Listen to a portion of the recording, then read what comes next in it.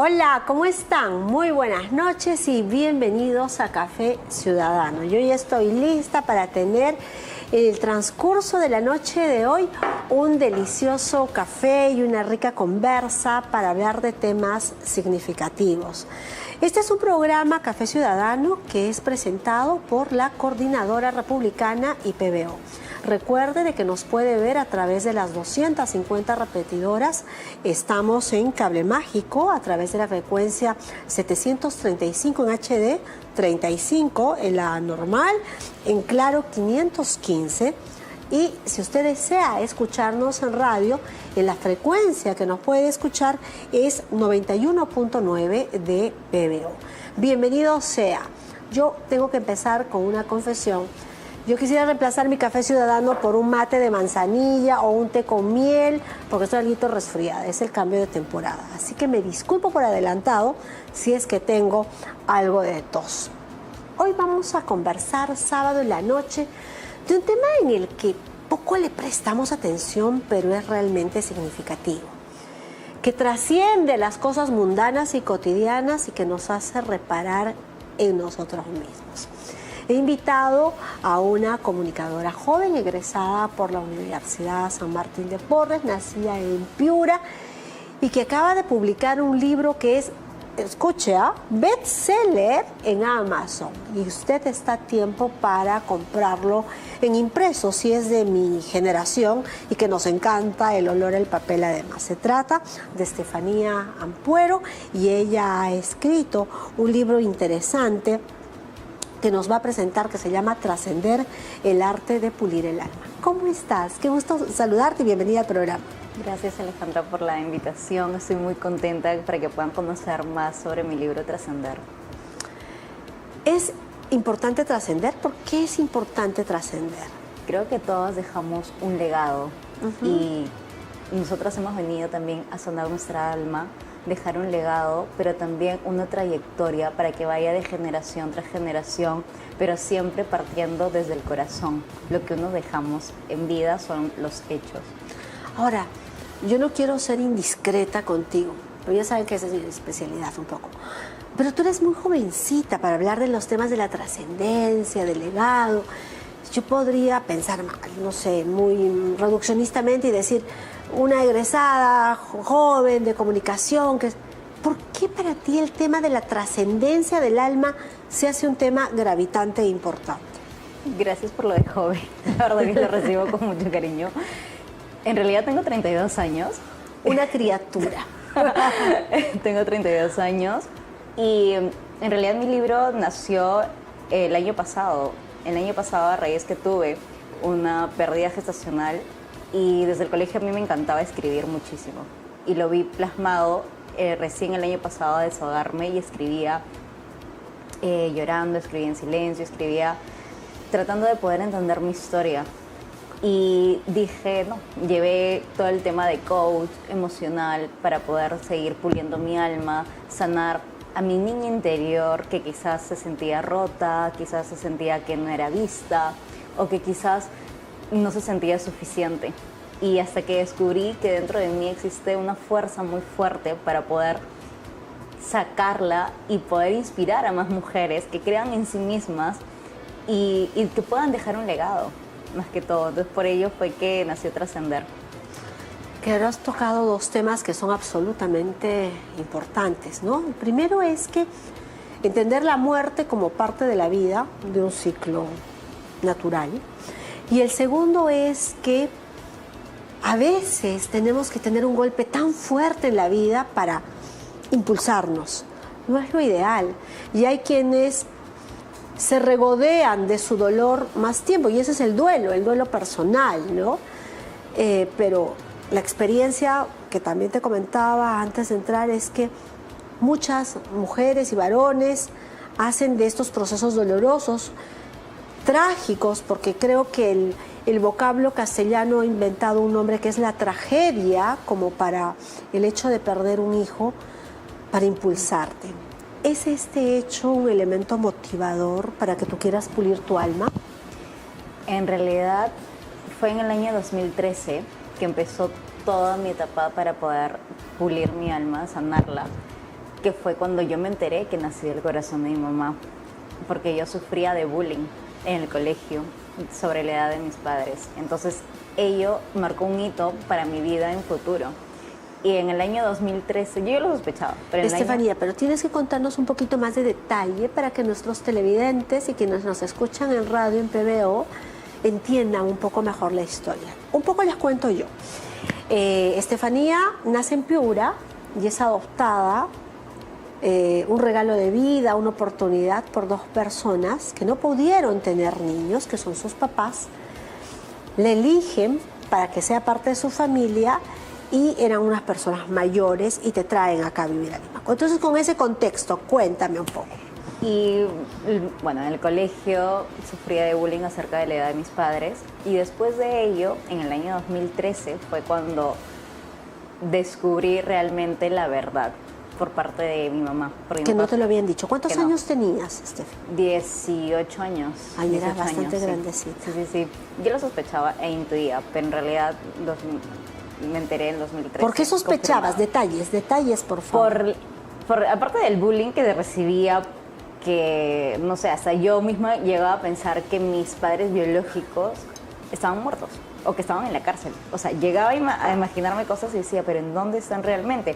O el típico de las novelas, ¿no? Que es tu prima o tu familia. Pensaba muchas cosas, pero en realidad hasta que tuve que hacer la sucesión intestada de mi papá y le dije a mi mamá realmente, mamá, quiero que me digas la verdad. Pero en el... ¿Tú no eras parecida físicamente a tus papás o no tenías gestos de tus papás? No. ¿Cuál era el punto de quiebre en no identificarte como parte nuclear, vamos a decir, consanguíneo de la familia? El tema de la edad.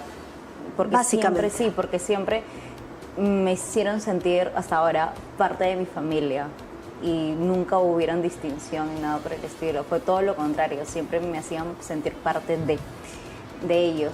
Y bueno, y en el hecho de muerte de mi papá le prohibieron decirme la verdad. Y fue que mi mamá no quería decirme hasta que en un momento le dije, mamá, necesito que me digas la verdad porque necesito saber mi origen, porque tengo todo el derecho de saberla y también de ello elegir de cómo honrar mi historia. Y me entendió y me dijo, fue mi tía la que entró al cuarto y me dijo, dile la verdad. Y ahí fue, donde me dijo sí y empezaron, pues no. Hubieron muchas versiones, pero yo siempre me quedo con la más bonita que eligió mi corazón. Y es que ellos simplemente me estaban esperando en casa para yo poder llegar y darme una familia, ¿no? Por eso tú dices que eres hija del corazón de tus padres. Sí. Y precisamente tienes la portada de tu libro, que la tenemos aquí. Jani ha tenido la gentileza de poner en el fondo algunas... ¿Dónde es este video que estamos viendo? Bueno, estuve presente, dio la oportunidad de presentar mi libro ante más de 1000 mujeres el 29 de marzo, que fue en el evento de empoderamiento femenino más importante en América Latina, y lo presenté. ¡Qué lujo! Sí, en Mujeres con Éxito. Y ¡Qué lujo! Este es el libro. Mi libro, como te lo comentaba al inicio, mi libro tiene las huellas digitales de mis papás, más que todo es una manera de honrarlos y agradecerles que gracias a ellos soy la mujer que soy hoy en día. Me encanta, permíteme tu libro. Este libro es un libro corto, es un bestseller en Amazon y habla precisamente de pulir el alma. ¿Cómo uno puede pulir? Lindo libro, lo tenemos acá. Lindo libro, linda presentación, Estefanía Ampuero, y tu primer texto, ¿no es cierto? Tu primer libro. ¿Cómo podemos nosotros, querida Estefanía, pulir el alma? Reconociendo primero cómo somos, quitarnos las máscaras que tenemos, honrar nuestra historia, saber que reconocerla en primer lugar para que puedas dar un paso hacia adelante y que tu historia no tiene que avergonzarte, sino tu historia vas a tomar ese impulso para que pueda transformar tu manera de ver la vida, la manera de creer en ti, porque a veces las mujeres no creemos en nosotras mismas, pero dentro de nosotras siempre va a existir algo muy importante que es la decisión, es el alma la que va a brillar, pero siempre y cuando tú lo decidas y tomes la decisión de poder de verte de manera introspectiva, pero a base de todo sentimiento, que es el amor. Qué interesante. Además, las mujeres tenemos que creer en mujeres, ¿no? Y eso trasciende al tema del alma. En este mundo de tanta superficialidad, de tanto mercantilismo y de valor que le damos, porque no es una crítica que me excluye, por el contrario, soy parte de esto.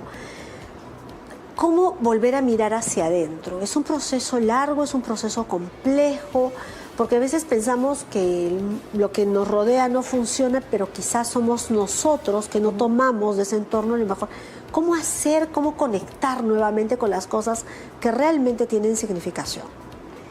En lo particular, lo voy a hablar desde mi experiencia, me costó muchísimo poder entender mi historia, porque siempre tenía preguntas acerca de mí, acerca de mi historia, de dónde vine, mi lugar de origen. Y cuando ya descubrí todo ello, busqué ayuda.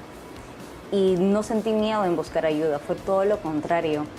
Para mí, buscar ayuda, tener una psicoterapeuta emocional que me pueda guiar, que pueda entender mis emociones, porque en realidad llegué a un momento de tener que mi corazón palpitaba muchísimo y empezaba los dolores de cabeza y era que no estaba conectando mi sentir con mi cuerpo.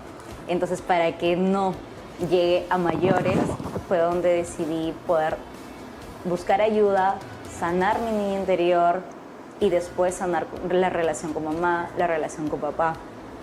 Y después pasaron muchos años donde tuve mi pérdida gestacional y fue donde me empezaba a doler muchísimo después, a los meses, el útero, y era algo que todavía no estaba guardando y tenía tanto dolor, me sentía tan culpable de algo que, a pesar que fue natural, pero me sentía tan culpable que tenía que reconocer y vivir mi duelo, vivir todas mis etapas de duelo, que quizás por callar o por el qué dirán o simplemente por mantenerme ocupada no lo vivía.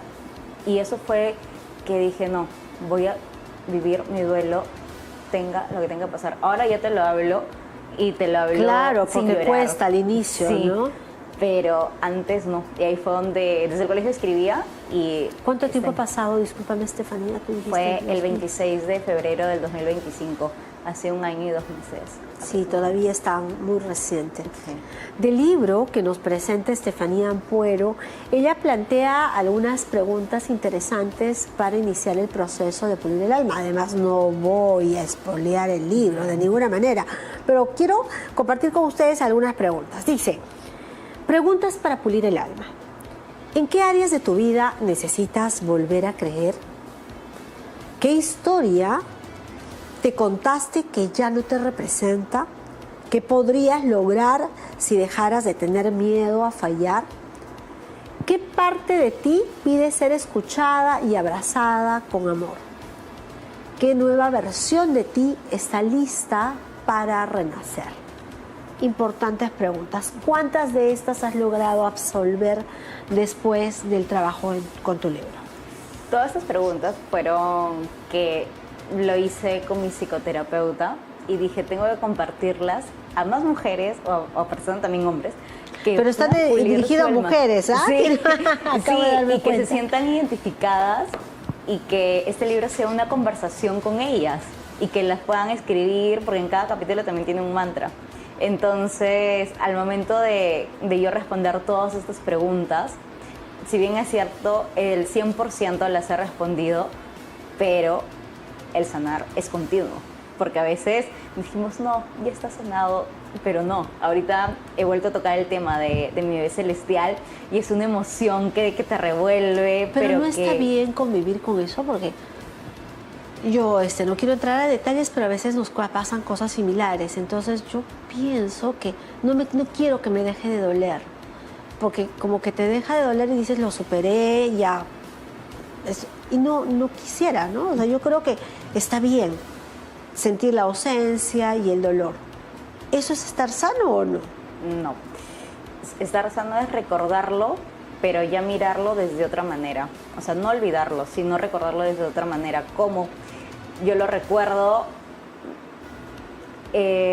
Es que hay una pregunta que ahí digo, empecé a preguntarme por qué a mí y empecé a preguntarme para qué a mí. Así es. Entonces, así es. a raíz de esta pregunta tan importante, tan poderosa que la llegué a entender, ahí es donde tengo mi resiliencia, ¿no? Y ahí es donde puedo decir, ok, lo estoy hablando con calma. Si bien es cierto, está guardado muy profundo en mi corazón, lo honro, lo respeto, pero igual es todo un proceso que te puede tomar años. Ahora, puede ser más común de lo que uno cree que las personas necesiten hacer procesos introspectivos, ¿no?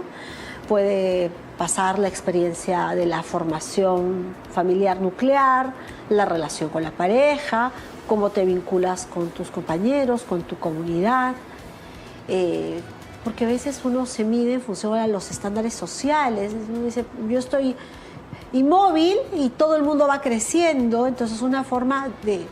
Hay tantas cosas en la naturaleza humana, tantas dimensiones que invitan a que pensemos nuevamente a dónde voy, estoy bien conmigo misma.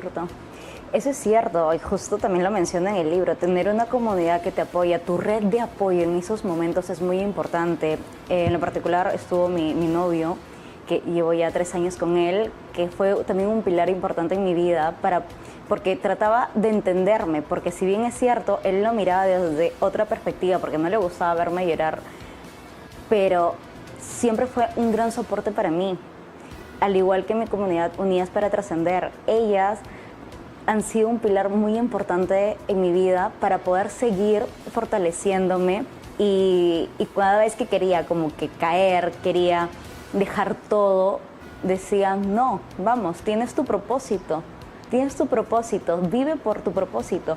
Y es porque yo les guardo mucho cariño, las quiero muchísimo, porque gracias también a ellas, que son mi gran soporte, puedo seguir adelante y me abren muchísimas oportunidades para poder seguir creciendo, al igual que mi familia. Mi mamá a sus 92 años, y es algo que te lo dije al inicio, que me siento bendecida que mi mamá me esté acompañando e incluso se puede olvidar de todo el mundo, pero menos de mí. Y eso es algo que lo atesoro tanto, y las palabras de mi mamá son muy reconfortantes porque siempre tiene una alegría y una vitalidad única. Qué interesante. Ahora, y qué experiencia de amor también, ¿no? Este es un libro, seamos honestas, dirigido fundamentalmente a mujeres. Sí. Y no está mal, es tu segmento, las chicas, quizás ahí necesitamos más fuerza.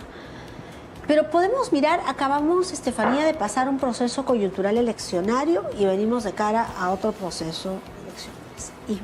Y el libro dice que las mujeres tenemos que querernos, tratarnos bonito. Permíteme compartir contigo algunos datos. ¿Quieres? Sí, claro. Ya, dice, si damos una mirada a la vida política del Perú, es recién en 1955 que las mujeres pudimos votar y ser elegidas. Desde entonces hemos avanzado, pero aún no alcanzamos siquiera el 30% de representación efectiva. ¿Cómo llegar confiando las mujeres en las mujeres? Porque de la población peruana, que somos 34 millones, no quiere decir que tenemos una importante residencia venezolana, la segunda más grande en el mundo, la primera es Colombia, hay de otros países. Podríamos decir que en el país viven casi 35 millones y medio de personas, pero peruanos somos 34 en promedio. Y de esos 34 millones, casi es 50 y 50% mujeres. Si las mujeres tuviéramos una agenda país, seríamos capaces de imparables, ¿ah? Nadie nos para, porque cerramos filas y decimos queremos esto.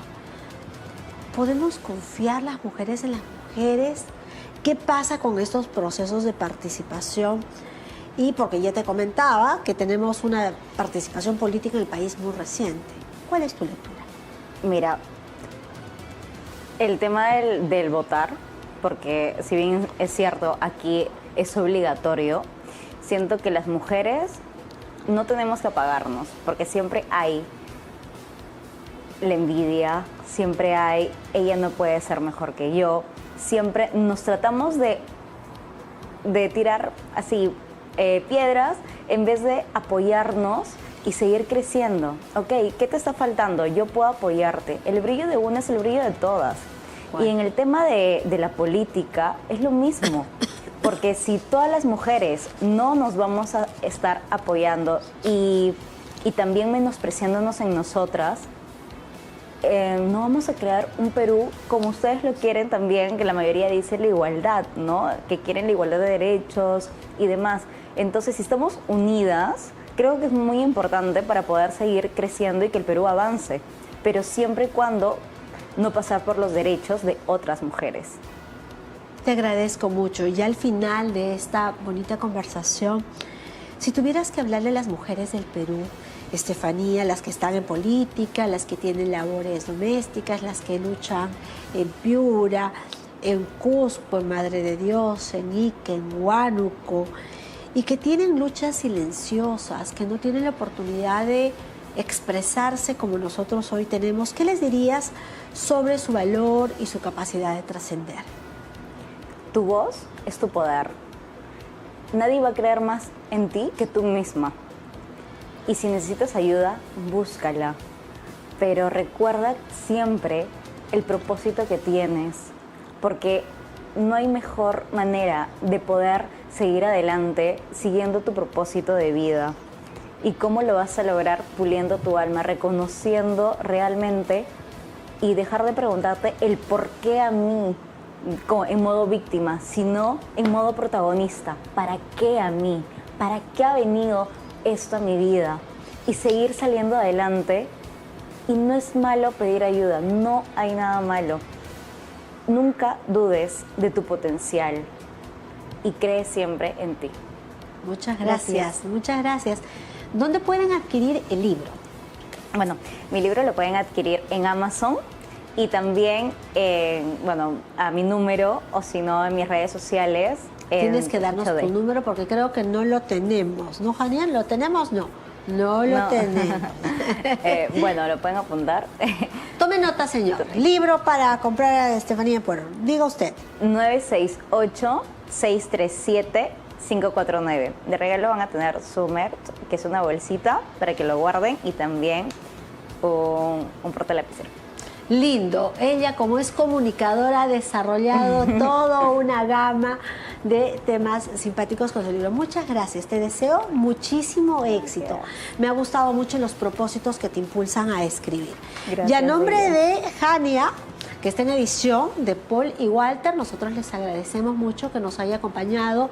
Eli Dubois se fue de viaje, ya volverá trayéndonos cosas ricas, pero recuerden de que este programa es auspiciado además por dulces de antaño, dulces deliciosos, que pueden adquirir Dulce Perú en Mariscal Lamar 432 Miraflores.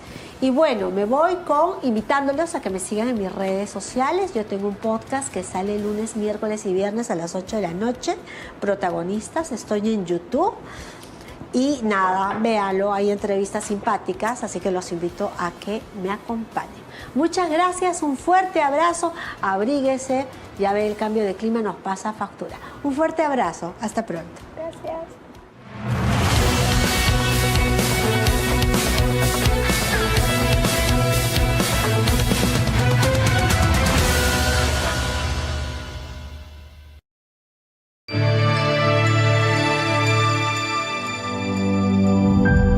Está viendo PBO. Texas Steakhouse, carnes y parrillas, cortes de carnes sabrosos y ensaladas frescas. La perfecta combinación de la buena comida en un grato ambiente. El placer exclusivo de comer, convirtiendo cada ocasión en inolvidable. Disfruta de lo mejor en sus dos locales: Chorrillos, Avenida Defensores del Morro 1803, La Punta, Avenida Miguel Grau 300. Texas Steakhouse, carnes y parrillas. No hay duda, en el Perú estamos bendecidos. nuestra abundante tierra fértil, diversidad de climas y una inigualable sabiduría ancestral nos consolida como una potencia agrícola exportadora en América Latina. A nadie le quedan dudas que la agricultura peruana tiene enormes oportunidades de crecimiento sostenible. Por ello, diversas alianzas estratégicas apuestan por la convivencia entre la agricultura y la minería, otra de nuestras principales actividades generadoras de empleo.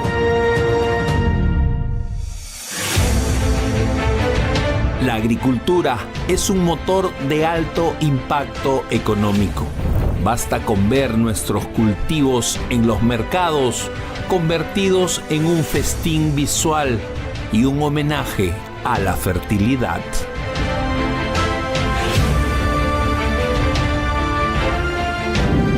Gracias a nuestros bravos agricultores, más de 34 millones de peruanos nos abastecemos a diario con variados alimentos. Como dijimos, nuestros cultivos nacionales son el resultado de una mezcla de arduo trabajo, tradición y tecnología moderna, crucial para la economía y la seguridad alimentaria.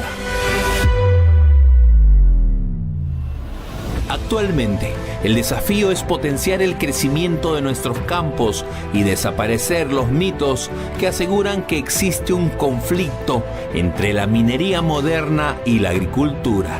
Se ha demostrado que la explotación minera responsable no agota ni contamina los recursos hídricos tan importantes para el desarrollo agropecuario. La agricultura nacional genera más de 4 millones de puestos de trabajo, lo que representa más del 20% de la población económicamente activa. Es evidente que la labor de nuestros campesinos es vital para la economía del país. Su esfuerzo en el campo ha logrado, por ejemplo, que el arándano, los espárragos y las uvas peruanas nos coloquen como líderes mundiales en exportaciones agropecuarias.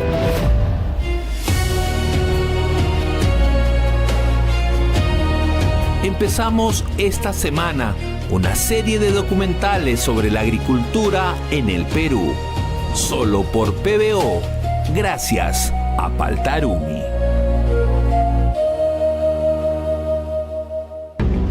Mi nombre es David Levy y hace más de 22 años que viajo personalmente a los lugares más remotos del mundo para conseguir las más exclusivas, tradicionales y modernas alfombras. Mi relación personal con los mejores proveedores le asegura a mis clientes las más finas alfombras a los mejores precios del mercado, como esta alfombra Britton a $450. En Consorcio Persa, nuestra pasión son las alfombras y nuestra misión es brindarle a nuestros clientes el servicio personalizado que se merecen. Visítanos en Avenida Comandante Espinar 451 Miraflores o en nuestra web www.consorciopersa.com. Consorcio Persa, lo mejor del Lejano Oriente para tu hogar. En Redondos queremos saber cuál es el plato más rico que recuerdas. Quizás no se ve así, y sí más parecido al clásico de tu abuelita, que aunque no se veía tan perfectito, su sabor sí que lo era. Y es que Redondos sabe, y sabe muy bien que para los peruanos primero es el sabor, luego que se vea bonito, porque la vida real no es perfecta, pero definitivamente así sabe mejor. Redondos, comamos bien, vivamos mejor.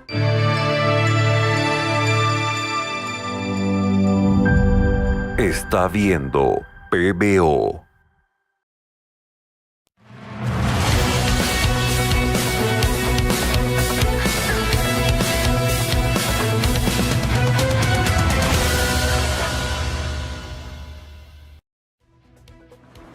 Hola, hola, ¿cómo están? Muy buenas noches y bienvenidos a Café Ciudadano. Estamos a punto de empezar una muy grata y buena conversación. Me acompaña Hugo Benavides. Él es director del Museo de Historia y Arte del Callao. Antes de presentarlo con todos sus pergaminos, quiero darles la bienvenida a este programa que es auspiciado por la Coordinadora Republicana y PBO. Si usted está conduciendo o tiene alguna actividad que no le permita estar frente a la pantalla, nos puede escuchar por radio. Sintonice, por favor, el 91.9 de la FM y nos escuchará en PBO. Y si no va a ver, lo puede hacer a través de Movistar en la frecuencia 735 o canal 35. En Claro estamos en la frecuencia 515 y a nivel nacional más de 250 repetidoras permiten que este programa nos pueda ver. Estamos en DirecTV Go también, así que ya saben, no hay excusas. Los domingos 8 de la noche y los sábados estamos, a ver si recuerdo bien, en la noche de 7 a 8, Jania, y domingo 10 de la mañana. Perfecto, aprendido. En la versión diferida de Café Ciudadano. Hablaba de que nos acompaña Hugo Benavides. Él es arqueólogo por la Universidad Nacional Federico Villarreal, con experiencia en docencia universitaria, 11 años de servicio público en el Instituto Nacional de Cultura y el Ministerio de Cultura. Dirigió el proyecto de investigación arqueológica, conservación y puesta en valor de la antigua iglesia Nuestra Señora de la Soledad. ¿Dónde queda? En la plazuela de San Francisco. En la plazuela de San Francisco. Esto fue a través de Prolima, ¿no? Así es. Muy bien, tiene vida gremial también. Fue vicedecano y decano del Colegio de Arqueólogos del Perú en la gestión 22-23 y actualmente es director del proyecto de investigación, conservación y puesta en valor de los sitios arqueológicos del Callao y gerente de programa Progresemos de la Municipalidad Provincial del Callao y director, que es lo que nos motiva la conversa de hoy, director del Museo de Historia y Arte del Callao. ¿Cómo está? Bien, Alejandra. Vengo en representación de la Municipalidad del Callao, trayéndote el saludo de nuestro querido alcalde César Pérez Barriga. Como no voy a recordar a mi amigo César Pérez, por favor, dele un abrazo al alcalde. ¿Cómo va la gestión? Bien, se ha avanzado mucho. Se recibió un espacio, una provincia abandonada y con mucho trabajo se ha ido mejorando. Creo que es visible, a la gente que va al Callao ve un espacio limpio, con cámara, seguro. Y bueno, y en el caso de mi especialidad, el patrimonio cultural, los espacios, digamos, que están dentro de la zona monumental y los sitios arqueológicos también se han ido recuperando. ¿Cómo es que se relacionan, y no hablemos solo del Callao, sino de la ciudadanía en general, las personas con la cultura? ¿Hay un interés, hay una movida cultural o no? Sí, a la gente le interesa mucho la cultura, pero creo que hay una deuda histórica en cuanto a la promoción de la cultura de parte del Estado y también, bueno, la inversión privada tampoco se ha visto muy motivada, ¿no? Es cierto que en un país que tenemos muchas necesidades, en donde tenemos mucha criminalidad, anemia y problemas que afectan directamente nuestro día a día, a veces la cultura la vamos dejando de lado, pero en la medida yo creo que vayamos superando esas brechas, la gente le encanta la cultura, le encantan los museos, le encanta caminar, ver los balcones. Es cuestión de recuperarlos y visibilizarlos, ¿no? Pero debería ser pensado a la inversa, ¿no? Que uno se educa, adquiere cultura para que haya un cambio y haya menos delincuencia, porque una persona culta difícilmente lo va a hacer. Una persona que tiene acceso a educación, yo creo que los indicadores cambian. Entonces, si es el huevo, la gallina, la cultura o las demás necesidades, primero la educación y la cultura. ¿Este interés por la cultura tiene una diferenciación etaria? O sea, ¿a quién le interesa la cultura? ¿A los jóvenes, a los adultos jóvenes, a los adultos mayores? ¿Quién tiene, desde tu perspectiva, mayor interés en la cultura? Mira, yo creo que es cómo se lo presentemos, ¿no? Por ejemplo, a las personas mayores le gusta mucho hablar sobre la historia y te digo por la experiencia que tenemos en el museo, a la gente mayor le gusta mucho ver el pasado que ellos vivieron, ¿no? Verlo reflejado. Por ejemplo, cuando ellos van a la sala del deporte y ven la gloria del Boys, ¿no? Ellos recuerdan y dicen, mira, ese equipo yo iba al estadio a verlo, se emociona mucho. igual con ciertos eventos del cual ellos han sido partícipes, ¿no? Los niños, de repente es la forma como le llevamos la cultura, ¿no? Ahora los niños son más ligados a lo digital, a los celulares. Lamentablemente, ¿no? Pero cuando por ahí, tú ves que en Finlandia, Suecia, claro, ahora te retienen el teléfono al entrar al colegio, sí, ya han vuelto a cautelar la formación, que espero que sea un proceso en el que también el Perú... Pero también puede ser nuestro aliado, ¿no? Estos medios digitales también pueden ser un medio a través del cual llegar a esos niños y no darle información vacía, sino darle información que le puede ayudar a ser un buen ciudadano, ¿no? Ahora, también la cultura tiene que ser entretenida, ¿no? No tiene por qué ser la cultura. Bueno, vamos a hablar de historia, voy a ir a...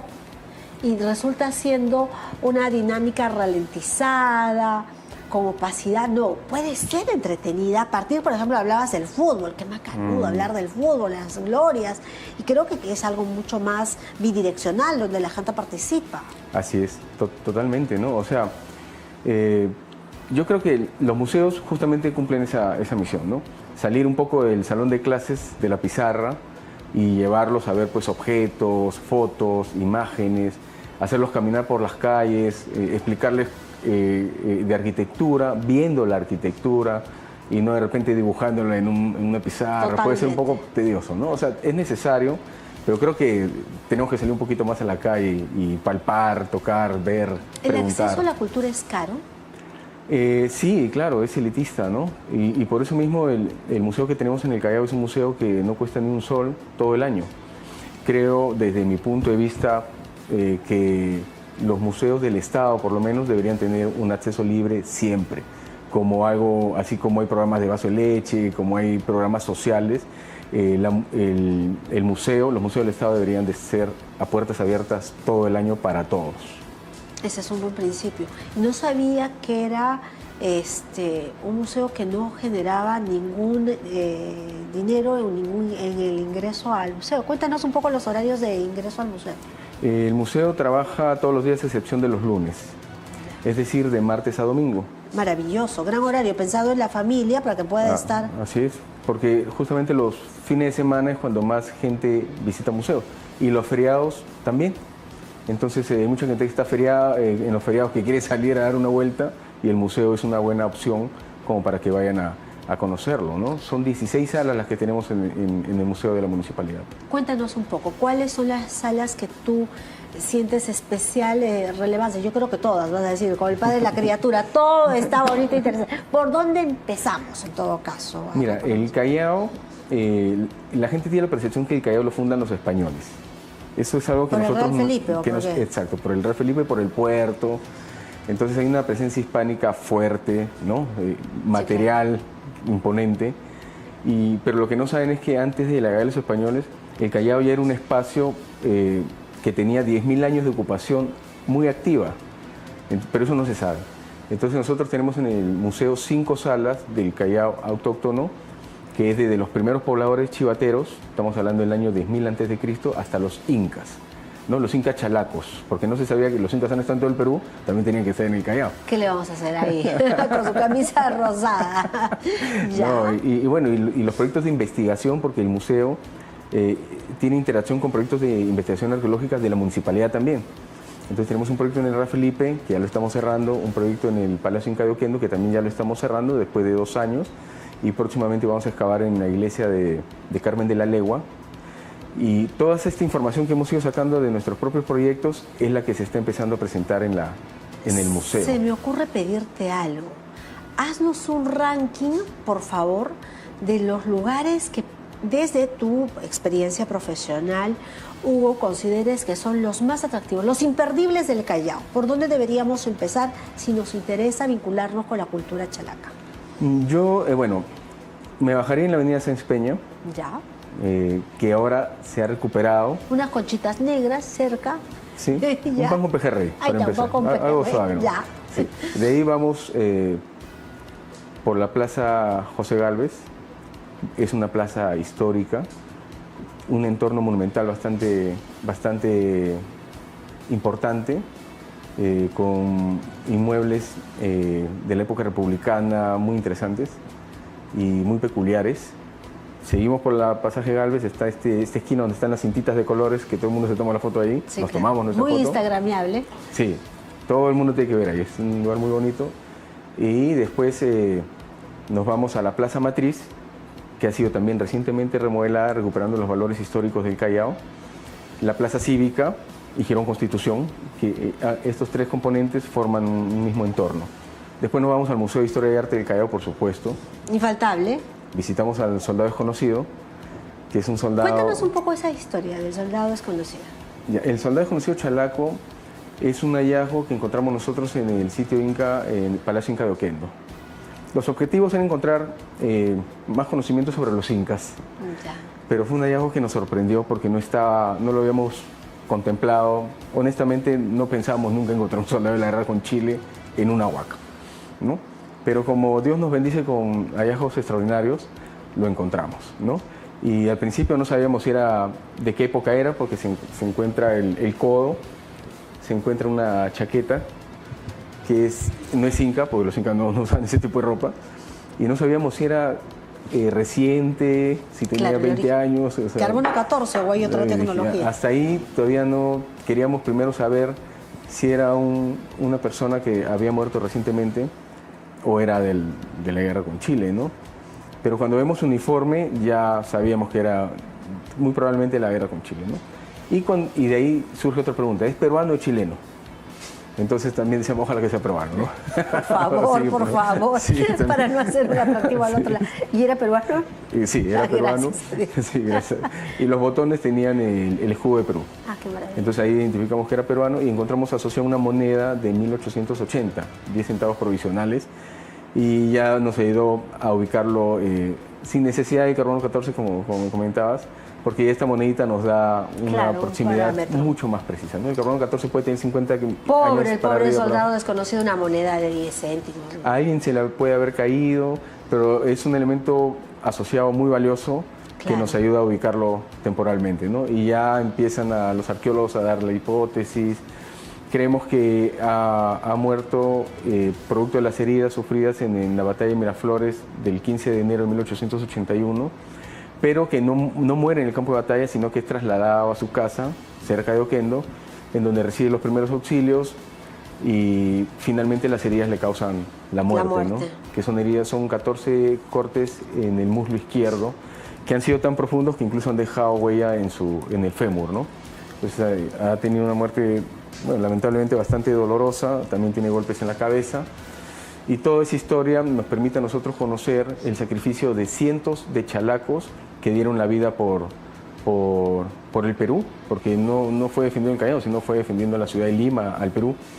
Civiles, porque ya en el momento cuando los chilenos están a puertas de Lima, ya los que salen a hacer la defensa son la reserva disponible, gente como nosotros. Ya muchos militares habían fallecido y ya pues va la reserva a hacer frente, lo cual hace doblemente heroico su sacrificio, porque era una persona que no era un hombre de guerra y sale a enfrentarse a un ejército mejor armado, profesional, mayor en número. Y bueno, imagínate ese sacrificio que han hecho, así como el héroe de Chalaco, cientos, miles de peruanos, ¿no? Ahora, tocas un tema importante, Hugo, porque la cultura lo que permite es reafirmar la identidad, ¿no? De dónde venimos, cuál es nuestro origen, cuál es nuestro compromiso ciudadano, cómo aportamos al país.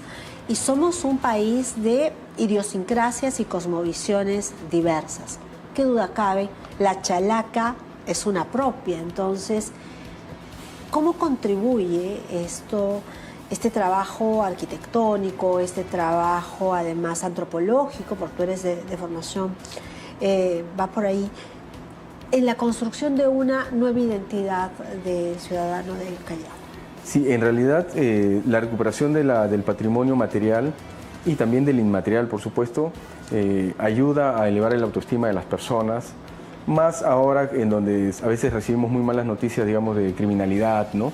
Entonces es bueno también hacerle saber a la gente que vienen de un lugar que tiene mucha trascendencia histórica y nos ayuda a mejorar como peruanos, ¿no? Nos ayuda a tener un sentido colectivo también de nuestros logros, nos ayuda a ser mejores ciudadanos, trae turismo porque también recuperar los espacios públicos hace que la gente vaya, crea zonas seguras, porque esas zonas además tienen serenazgo, tienen cámaras. Entonces nos ayuda a recuperar el espacio de una manera bastante ordenada. Y bueno, producto de eso es que ahora más gente va a la zona monumental del Callao, ¿no? Y se pasean y conocen y salen felices. Es hermoso, sí, está muy bonito. Creo que hay una recuperación del casco arquitectónico del Callao interesante.